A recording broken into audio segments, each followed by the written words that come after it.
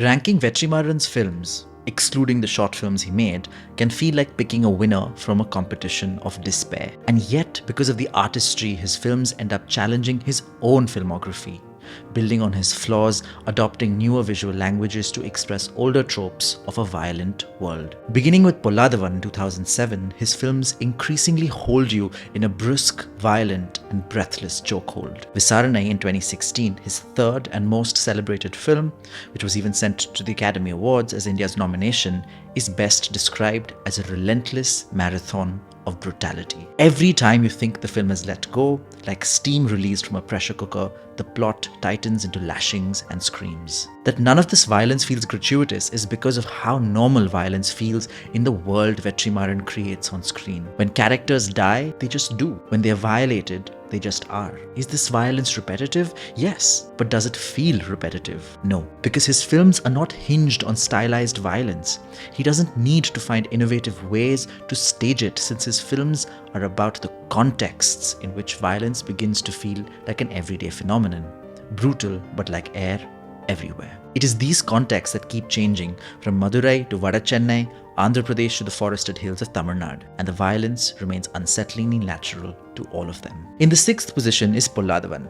The opening credits of non-linear editor, the voiceover narration and the opening shot yanking you into a flashback in Polladhavan, Vetrimaaran's debut film, is preoccupied with time flipping over itself, bending, contorting, staring at a bloody present and then tracing backwards to how we reached this bloodbath. The film follows the fallout after its happy-go-lucky protagonist, Prabhu, played by Dhanush, loses his bike and comes into contact with first an insecure underworld and then the inefficient black hole of the police station. There is a visual recklessness, almost disenchantment with stillness in the film. When the image does become still, it is usually like a jerk, either a photograph or a forceful pausing of the frame. Here is a director who refuses to be bound by conventional framing and narrative. He will bung in two narrative voiceovers, what Preston Sturges calls narratage. Polladhavan is dated in the sense that you see a director struggling with his style and the template that he wants to both tap into and wreck open. The grating dream songs of love and amorous celebration in a disco, for example. Vetrimaaran himself said in an interview with Film Companion, and I quote him, "From Polladhavan,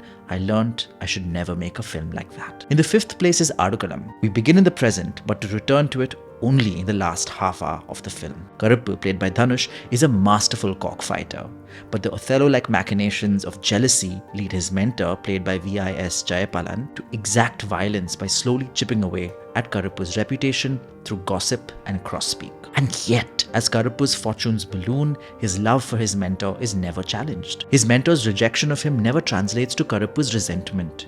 It is the kind of mythological devotion like an Ekalavya showered on Drona, one incapable of rancor. Blind love, as director Vetrimaaran notes in an interview with us, can be most dangerous. The centerpiece, where Karuppu has to make his cockfight not once, but thrice in a dust-flung competition, is a grunting, unending tapestry of tension. It cemented Vetrimaaran as a director with a vision that drew from the well of Cinemadurai violence, while cutting against it, stamping his distinct visual style, his trademark panting exposition in the beginning, and his casual irreverence towards heroism. In the first quote-unquote action scene Karuppu is given in this film, the camera is static, staring at the fight like a spectator, watching as Dhanush's lithe frame tries to pummel the goons. Adukalam ends with Karuppu escaping the scene with his Anglo-Indian lover, played by Tapsi Pannu, not wanting to explain himself to those who have misunderstood him or been manipulated into believing incorrect things about him. It is a rare, mature narrative closing that shows a protagonist who's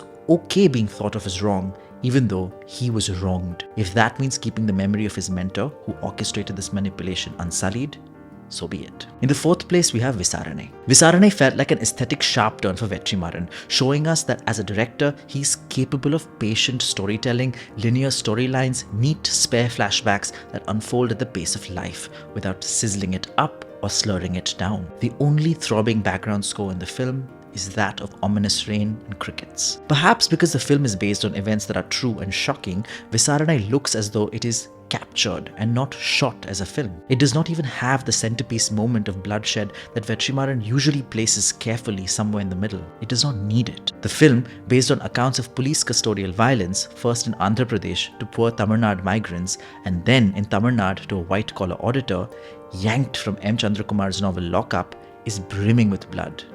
The centerpiece of anything is that moment of quiet, of silence, of hope that comes in little snatches before it is pulled away. The cinematic virtue of this film is its relentless violence, which never feels gratuitous. What differentiates one from the other? Here is violence treated as life, without drama, without emphasis. A rare restraint that nonetheless produces horror, unlike in any other film, by Vetrimaaran or otherwise. In the third place, we have Vada Chennai. With Vada Chennai, Vetrimaaran returns to the titular North Chennai where he shot his debut film. This time, however, there's more blood, more history, and more politics, and a richer, denser world full of human foibles and fumbles. The detailing is more vivid, like the prisoners snorting lizard tails to get high. The violence is more structural. It telescopes its attention on a neighborhood over time, not a group of friends like in Visaranai. Like Adukalam, Vada Chennai starts with bloodshed, which it returns to in the last half hour. Unlike Adukalam, this structure feels perfunctory because the beginning is almost forgotten in the blitzkrieg of a rat-tat-tat action centered around Anbu, played by Dhanush, a sincere carom player who gets caught in the crossfire of a gang war that he further curdles and erupts. This is a hypnotic film, moving across time, back and forth, sometimes a flashback within a flashback. If you pause the film, turn and ask what year the events are taking place in, it takes a moment because of how much is churning in the story. The death of MGR and Rajiv Gandhi are used as temporal walking sticks to help us wade through the film. The original cut for Vada Chennai was 5.5 hours. And the reason we feel scenes end abruptly, with moments often collapsing as soon as they begin, is because of the unsparing edit to bring it down to 2.5 hours. The acting, the relentless throw of context, dialogue, and exposition keeps you afloat as though you were being swept away in a furiously rushing river. What sets Vada Chennai apart is not just Anbu as an ambivalent hero who swept into heroism by circumstances, but a hero who is unsure of who is right and who is wrong. He expresses this moral dilemma to his wife in a moving scene. There is a sense that if this film was narrated from another perspective, it might easily flip the moral labels we have slapped on characters. That a film allows its characters this latitude is a triumph of an expanded, exploded imagination, both moral and literary. In the second place, we have Asuran. Both Vada Chennai and Asuran are perhaps the most cinematic of Vetrimaaran's films, with a slow motion payoff that belongs to the masala template, lodged comfortably alongside the various Vetrimaaran-isms. Both insert the intermission after a rousing action sequence that disarms you with its style and emotional punch. However, while Vada Chennai is impatient in its storytelling by narrative design and editorial desperation, Asuran digs deeper. The first shot of the film, of a moon among milky clouds, crumples when feet are placed over it. We realize that we are seeing a reflection of the moon over still water, which is now being trampled over by escaping feet. That of Shivasami, played by Dhanush, and his son Chidambaram, played by Ken Karunas. Chidambaram has just hacked the man who murdered his elder brother, an act of vengeance that dislocates his family, who are now fugitives. Asuran perfects a lot of Vetrimaaran's pursuits. The mass film without mass conventions, there is no hero entry scene. There is instead the intermission block. There's no hip-dangling love, there is instead trauma and affection. Humor does not exist distilled in the form of a separate character like a court jester, it is baked into the exchanges.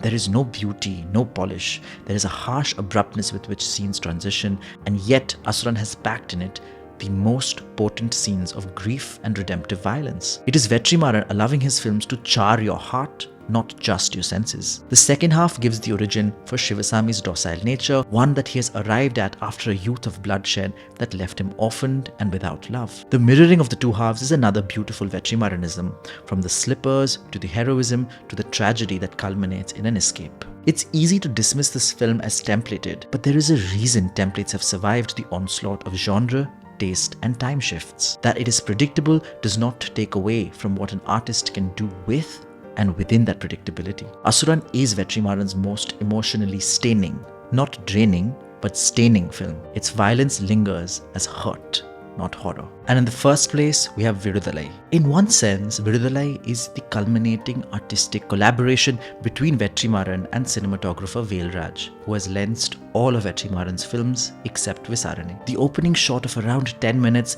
takes us in one sweeping single take through the debris of a train bombing. The sheer audacity of the scene, the lubricated ease with which the camera slides both vertically and horizontally, sets the stage for Kumaresan, played by Suri, kind-hearted police officer who has been sent to the forested hills as part of a police force that is trying to weed out an extremist group. This scene invokes awe while depicting horror. The dense prologue, the unfussy heroism of Vetrimaaran are both here. The politics is just as long-winded and stiff. Like how Vadachennai questioned development, here too, the story hinges on how the state uses development as a cover for profiteering. The police here too are brutal beasts. Love comes as a reprieve, both to the character and the narrative. But what marks Viduthalai apart is how it makes violence seem so routine. Vetrimaaran isn't even interested in sharpening it. There is a blunt relentlessness to it.